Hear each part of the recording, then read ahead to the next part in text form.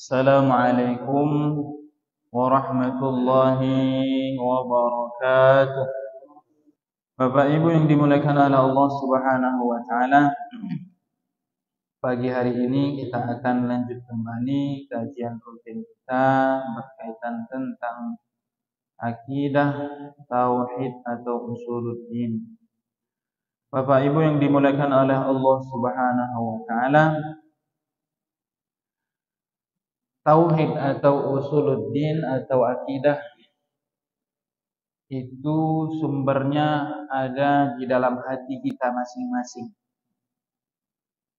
Akidah seorang hamba, tauhid seorang hamba itu hubungannya erat sekali dengan hati kita masing-masing. Sehingga perkara hati ini sangat mahal. Sangatlah mahal. Sehingga amalan hati pun tak bisa disaingi dengan amal badan. 1000 kita sholat sunnah, sholat wajib, rakaatnya itu tak bisa disamakan secuil amalan hati yang ada di dalam hati kita ini.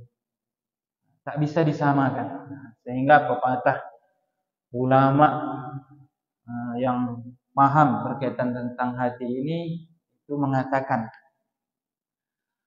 a'malul jawarih la yusawi a'malil qalbi.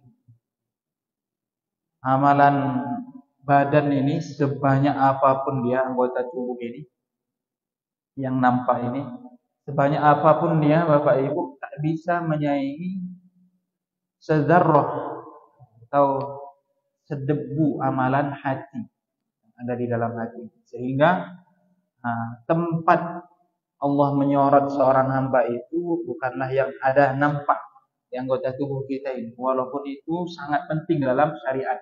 Harus kita baguskan semua casing kita ini, yaitu lisan, pendengaran, gitu kan, tangan kita, perbuatan kita, langkah kita, itu harus kita bersihkan semua. Tetapi tempat yang pertama Allah sorot dalam seorang hamba ini adalah hatinya.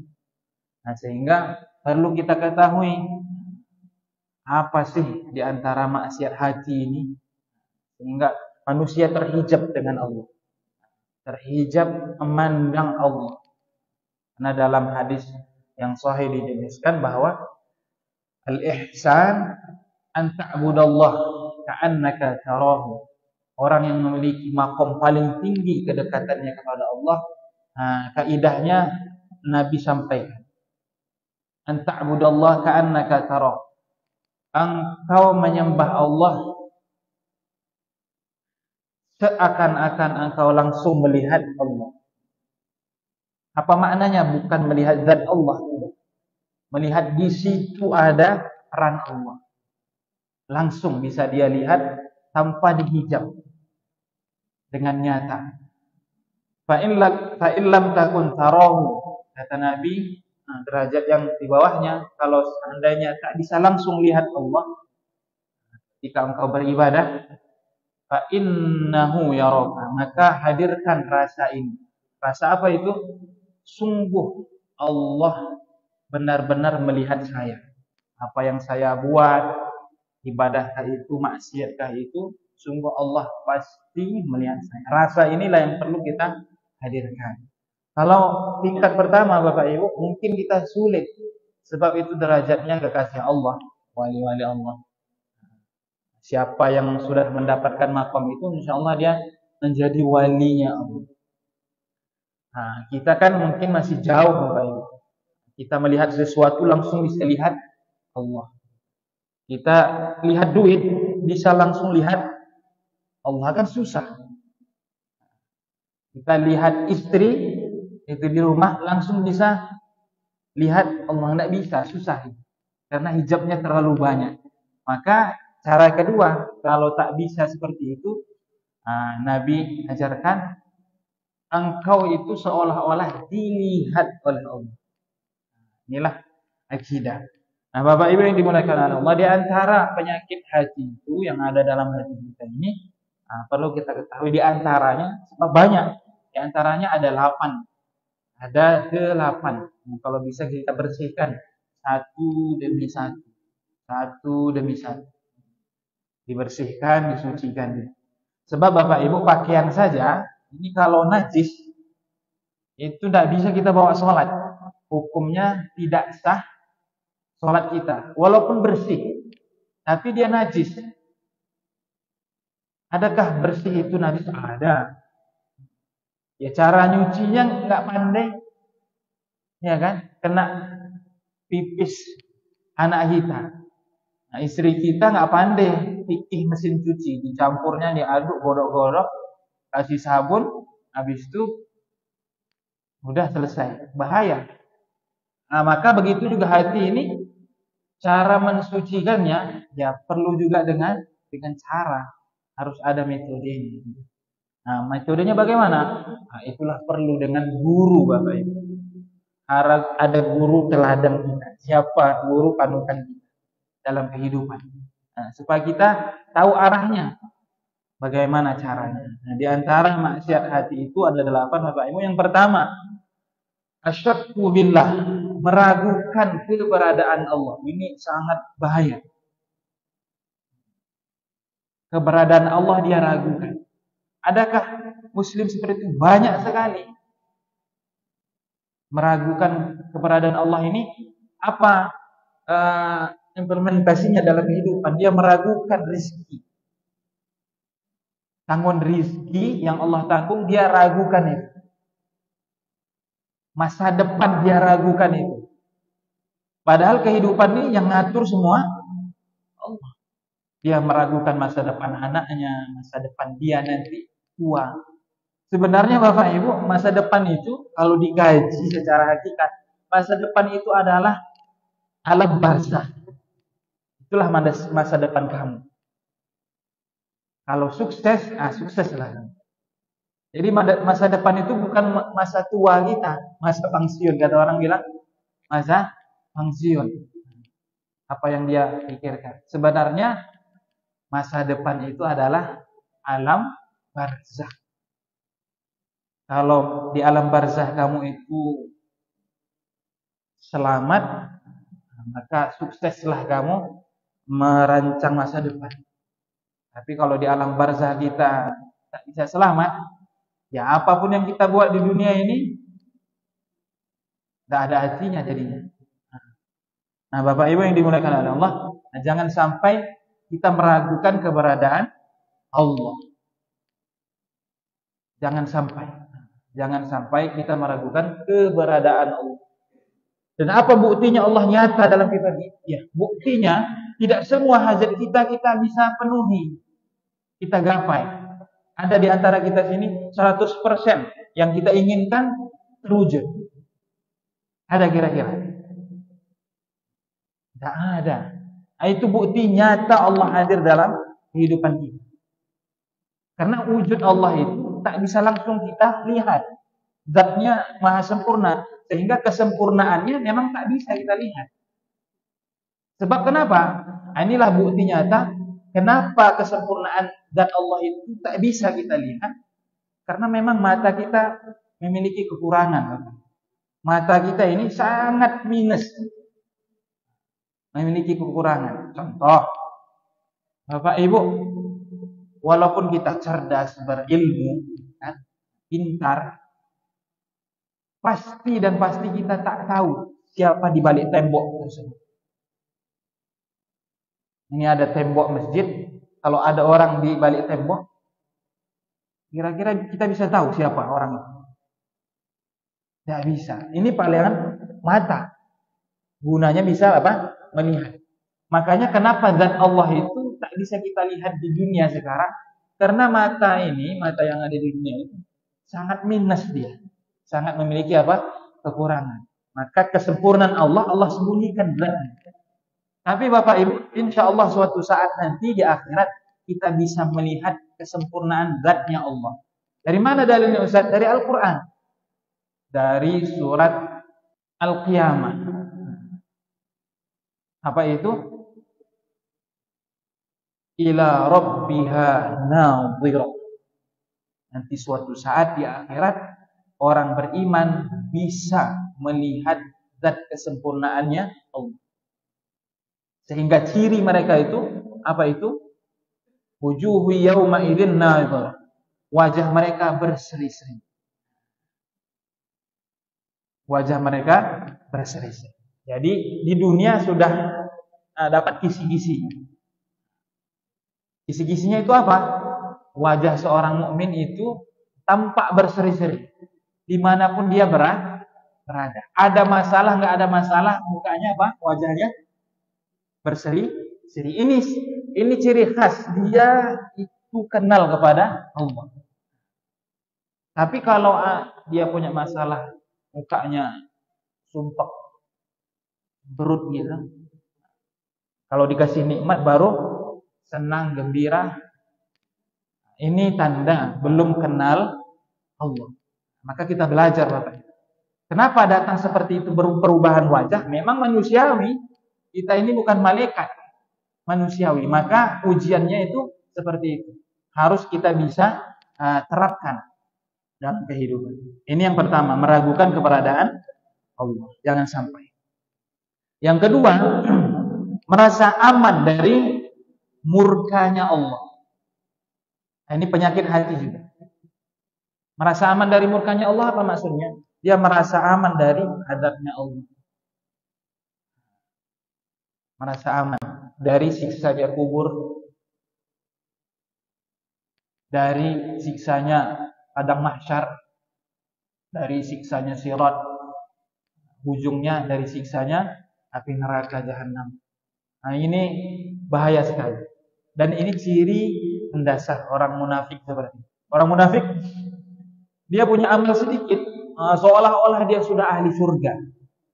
Orang munafik seperti itu. Amal sedikit, dosa banyak. Nah, dia menganggap bahwa dia sudah merasa aman dari siksanya. Nah, tapi ciri orang yang soleh itu tidak seperti itu. Banyak dia punya amal. Dia stok amal pahala banyak sekali. Dia bangun malam, dia jaga istiqomah. Baca Al-Quran 1 juz tiap hari dia jaga. Zikir pagi petang.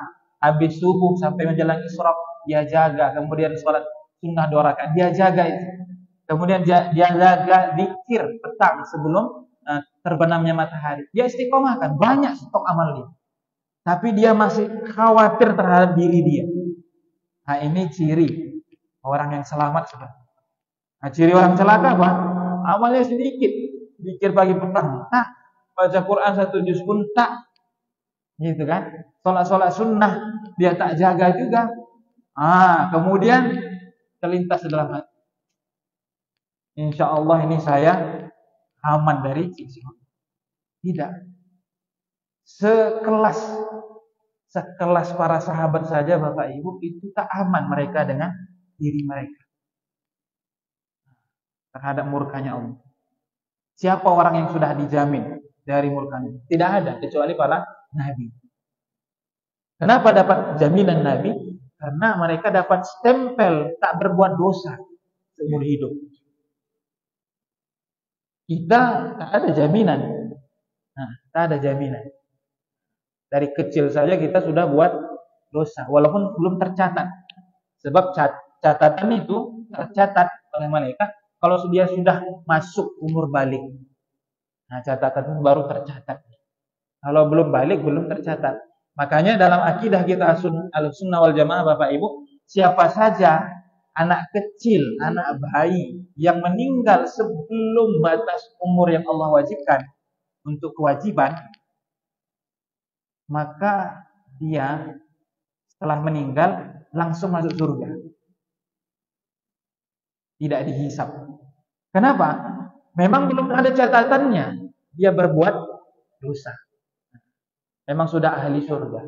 Makanya Bapak Ibu, kalau kita punya anak itu kita diuji, meninggalnya masih kecil, masih lagi senang-senangnya kita pandang perbuatan dia, ucapan dia.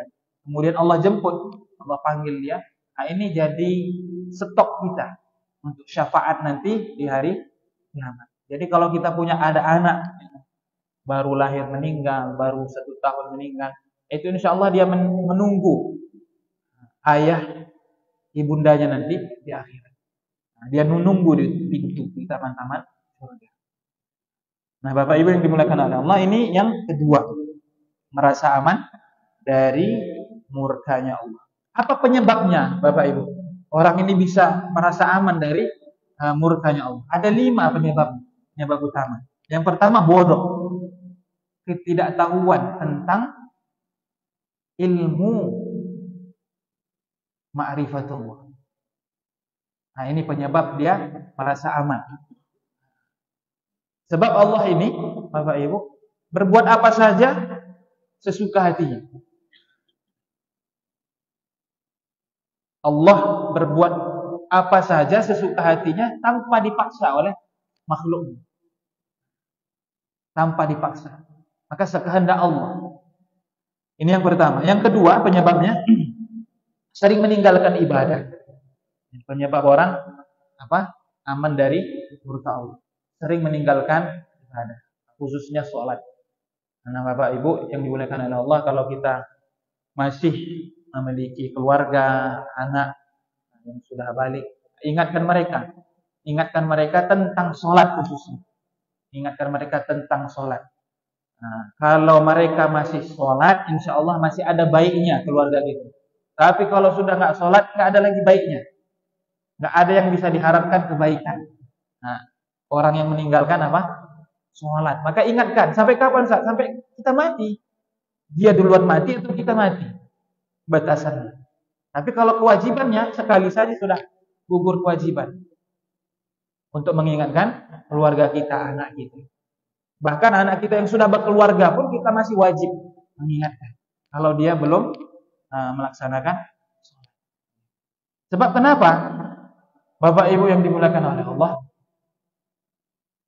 sholat ini Allah turunkan kepada hambanya, itu bentuk amanah, Bapak Ibu. Sholat yang kita kerjakan khususnya 5 waktu, itu Allah turunkan berbentuk amanah. Maka siapa yang menjalankannya, dia sungguh menjalankan amanah.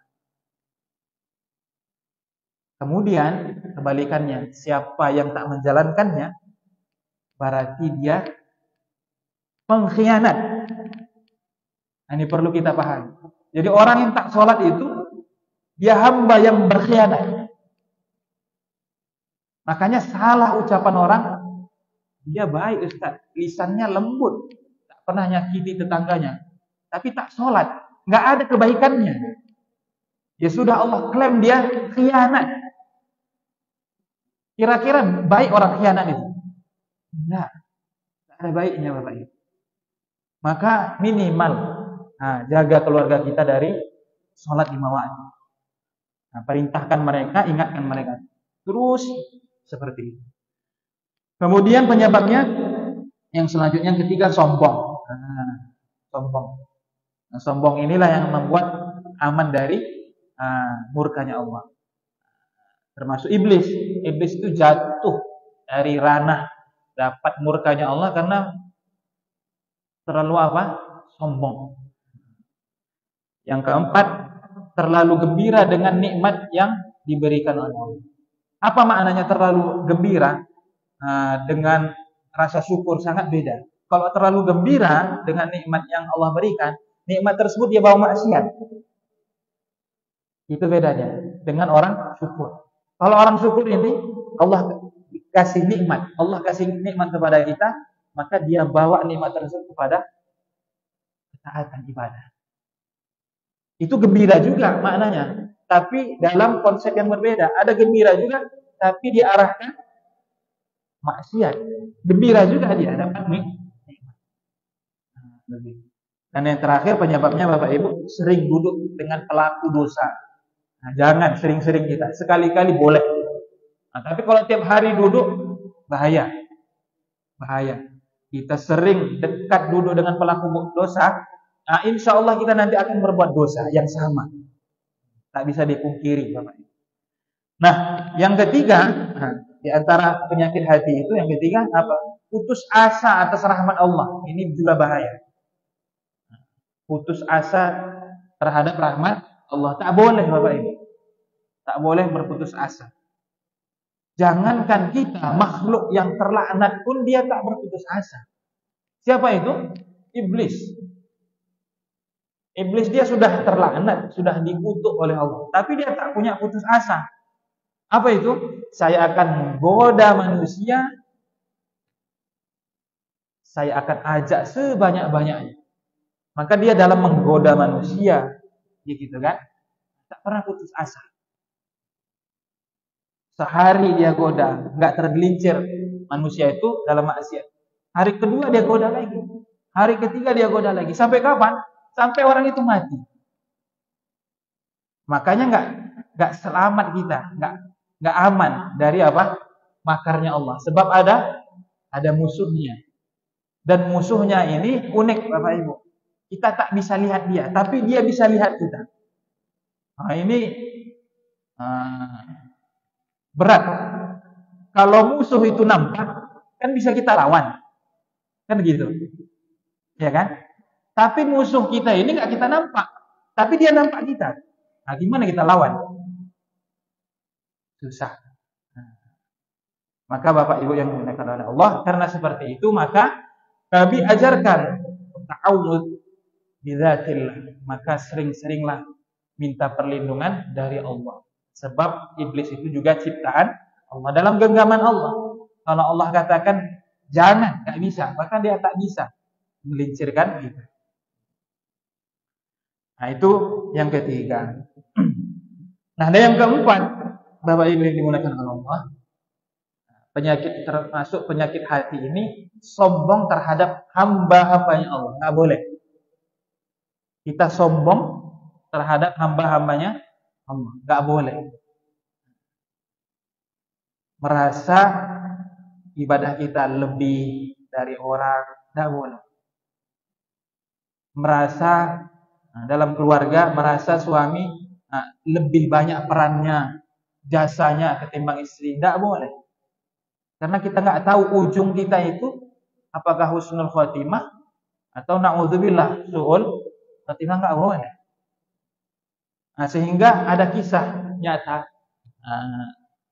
seorang imam itu mendidik anaknya sebelum dewasa. Maka dia katakan, nak, sebelum kamu menuntut ilmu, maksudnya mondok nyantri, coba kamu keluar rumah, coba bawakan sama ayah orang atau siapa saja atau hewan yang lebih hina daripada kamu. Ini seorang ayah mendidik anaknya sebelum menuntut ilmu, supaya ilmu itu masuk, meresap. Sebab ilmu itu ada yang bermanfaat, ada yang tak bermanfaat. Di pondok pesantren itu, di madrasah, tidak semua ilmu itu yang bermanfaat. Tergantung hati kondisi seorang murid. Maka dia keluar rumah, dia cari lihat. Dia tengok, ini ada orang tua ini. Ini kayaknya lebih banyak dosanya ketimbang saya, kata si anak. Sebab dia lebih lama hidup. Mungkin dia lebih banyak dosanya. Tapi terlintas dalam hati, mau dibawa orang tersebut ke hadapan ayahnya. Tapi dia lebih panjang umurnya, kemungkinan lebih banyak pahalanya daripada saya. Maka nggak jadi. Dia jalan lagi, lihat pelaku maksiat. Kayaknya ini pelaku maksiat zaman dulu minum khamar. Kayaknya ini lebih hina daripada saya. Ketika mau dibawa orang tersebut di hadapan ayahnya, maka si anak tersebut terlintas. Tapi kemungkinan besar bisa dia penghujungnya nanti dia taubat sehingga mendapat husnul khotimah. Saya belum tentu. Nggak jadi. Maka dia jalan lagi, dia lihat anjing. Ini kayaknya yang lebih hina daripada saya. Anjing. Ketika dia mau bawa hewan itu ke rumahnya, maka terlintas lagi bisikan nafsu. Belum tentu dia hina daripada kamu. Kalau kamu nanti menitian sirat jatuh ke neraka, sedangkan anjing itu hanya dihisap sampai masuk neraka, menjadi debu dia. Berarti lebih baik si anjing. Maka terakhir dia pulang tak bawa apa-apa. Kata ayahnya, mana yang orang paling hina? Atau siapa yang paling hina daripada kamu? Wahai ayah, saya tak dapatkan. Ternyata yang paling hina itu saya. Maka Bapak Ibu yang dimuliakan oleh Allah, gak boleh kita memandang orang ini hina. Walaupun jelas-jelas dia apa? Pelaku maksiat. Belum tentu dia itu su'ul khotimah. Belum tentu, karena rahasia Allah dalam kehidupan ini sangat Allah rahasia. Nah, dan kemudian selanjutnya Bapak Ibu, yang kelima, riya. Nah, riya ini bahaya. Penyakit hati juga ini. Perlu kita sucikan, bersihkan. Dan kalau kita beramal, jangan nunggu ikhlas dulu, gak boleh, bahaya juga. Itu terlintas dalam hati. Saya mau sedekah, takut riya. Itu terlintas itu. Gak salah, tunggu ikhlas dulu baru sedekah. Iya enggak sedekah Bapak Ibu. Kalau tunggu apa? Ikhlas baru beramal. Saya tunggu ikhlas dulu lah, baru nanti sholat berjamaah. Tunggu ikhlas. Sampai mati dia enggak sholat berjamaah. Maka beramal ini konsepnya jangan nunggu ikhlas.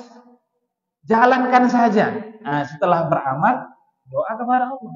Ya Allah, bantu saya ikhlas. Walaupun belum ikhlas. Maknanya apa Bapak Ibu? Jangan kita ini menunggu ikhlas dulu baru beramal. Itu salah. Sebab itu satu langkah setan menggoda kita supaya tak beramal. Seperti itu. Jadi kita jangan nunggu ikhlas baru apa? Beramal. Lakukan saja. Walaupun dibilang orang, ini sombongnya, ini cari perhatian, ini cari muka. Walaupun apa saja dilontarkan kepada kita, orang, jangan nunggu itu. Maknanya jangan nunggu ikhlas baru kita beramal. Tak boleh, itu salah. Dan kemudian yang keenam ada ujub. Ujub ini apa? Dia bangga terhadap dirinya, amalnya. Nah, ini tidak boleh. Yang ketujuh ada dengki. Yang kedelapan ada hasud. Hasud ini bahaya sekali. Apa itu hasud Bapak Ibu? Dia tak senang melihat orang dapat nikmat. Ini bahaya sekali. Belum masuk neraka, orang seperti ini sudah duluan masuk neraka. Orang hasud ini. Belum dia masuk neraka, sudah duluan dia nyemplung neraka. Di dunia sudah dia dapat neraka. Apa itu nerakanya? Dia gelisah. Setiap orang dapat nikmat, dia sudah hatinya panas. Dikasih tambah nikmat lagi oleh Allah, maka makin susah dia. Makanya orang seperti ini belum dia masuk neraka Bapak Ibu, sudah nyemplung duluan masuk neraka. Siapa yang buat? Ya diri dia sendiri Bapak Ibu. Bukan orang lain, bukan orang tersebut yang dapat nikmat. Kan gak ada orang itu dia pamer-pamer dengan sengaja, gak ada. Kita sendiri. Makanya Bapak Ibu, konsep kita dalam akidah kehidupan ini, bereskan diri kita dulu. Nah, insya Allah kita akan bisa bereskan diri orang lain. Maknanya apa? Kita harus tuntaskan masalah dengan diri kita sendiri. Harus tuntas. Baru nanti bisa kita bereskan diri orang lain. Bagaimana kita bisa bereskan orang lain kalau diri kita sendiri belum beres dengan diri kita? Tidak bisa, mustahil. Makanya terkadang nasihat kita nggak didengar keluarga kita, gitu kan? Istri kita, anak kita, apalagi. Karena dengan diri kita saja kita belum beres. Bereskan dulu, maka mudah bereskan. Cukup sekian, Bapak Ibu yang dimuliakan oleh Allah. Mudah-mudahan kajian yang singkat ini bisa mendapat pencerahan dalam kehidupan kita, bisa merubah pola pikir kita, dan insya Allah bisa mendatangkan barokah dalam kehidupan kita. Amin ya rabbal alamin. Subhanallah bihamdihi, subhanallahi wa bihamdihi, asyhadu an la ilaha illa anta, astaghfiruka wa atubu ilaik. Assalamualaikum warahmatullahi wabarakatuh.